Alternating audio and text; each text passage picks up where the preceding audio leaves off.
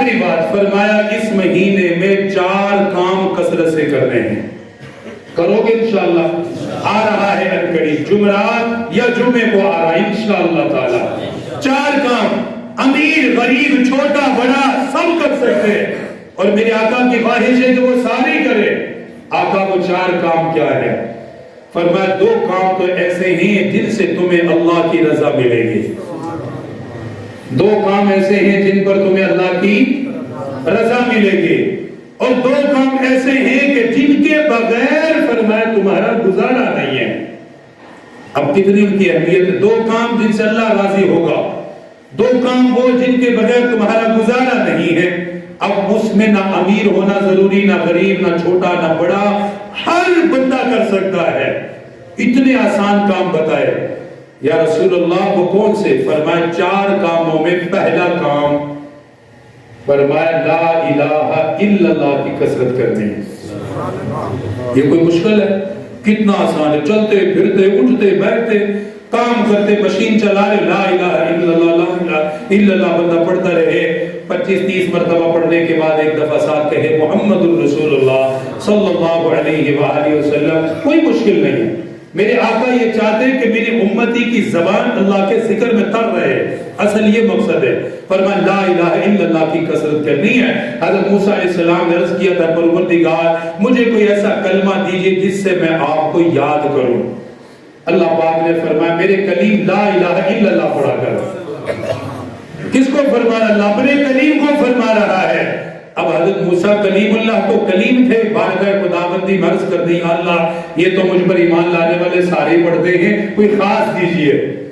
اللہ تعالیٰ نے فرمایا میرے کلیم یہ اتنا خاص ہے اگر ترازو کے ایک پلڑے میں سارا جہان رکھ دیا جائے، آسمان زمین سارا جہان ایک پلڑے میں ترازو کے ایک پلڑے میں آ جائے اور ترازو کے دوسرے پلڑے میں لا الہ الا اللہ آ جائے، فرمایا لا الہ الا اللہ والا ترازو بڑا بھاری ہو جائے گا.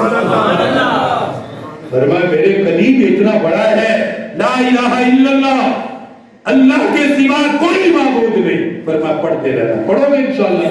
اس پہ کون سا مشقت ہے؟ کوئی مشقت نہیں ہے. خود بھی پڑھو، گھر کی خواتین بیٹیوں کو بچیوں کو بھی کہو بھئی زیادہ نہیں کر سکتے تو لا الہ الا اللہ پڑھو. ایک کام. دوسرا فرمایا وَتَسْتَغْفِرُونَهُ دوسرا کام کثرت سے تم نے یہ کرنا ہے اللہ سے استغفار کرنی ہے.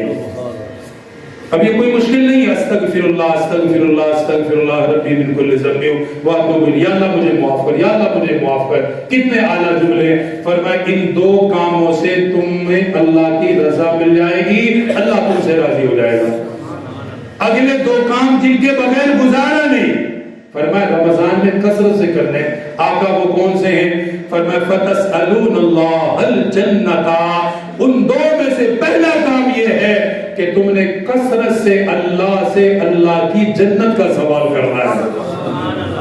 اللہ سے جنت مانگنی ہے. اس مہینے میں جنت اللہ آسان کر دیتا ہے، رحمت اور مغفرت ہوتی ہے. انسان جو بھی مانگتا ہے اللہ عطا کر دیتا ہے. سب سے بڑی چیز مانگی. فرمایا سب سے بڑی چیز مانگو تو یا اللہ ہمیں اپنی جنت عطا فرمانا. آقا دوسری چیز فرمایا وَتَعَوَّسُونَ بِهِ مِنَ النَّارِ چوتھا کام یہ کرنا ہے اللہ سے اللہ کی جہنم سے پناہ مانگنی ہے. کرو گے 4 کام؟ کرو گے انشاءاللہ تعالی لا الہ الا اللہ. دوسرا کام استغفر اللہ. تیسرا کام جنت کا سوال. نمبر 4 جہنم سے پناہ. جنت اور جہنم کے لیے ایک دعا میرے آقا کے خود مذکور ہے. آقا نے فرمایا جو یہ کہے اللہم انی اسألک الجنت واعوذ بک من النار، جو شخص یہ دعا پڑھتا ہے فرمایا جنت خود بولتی ہے، جنت خود بولتی ہے کہ یا اللہ یہ آپ سے مجھے مانگ رہا ہے اس کو عطا فرما دیجیے. نمبر 2 فرمایا جو یہ دعا پڑھتا ہے جہنم خود بولتی ہے یا اللہ یہ مجھ سے بچنا چاہتا ہے چل تو اسے بچا ہی دے. یہ کوئی مشکل کام نہیں. بہت اللہم انی اسألک الجنت پہلا جملہ واعوذ بک من النار. اللہ عمل کی توفیق عطا فرمائے.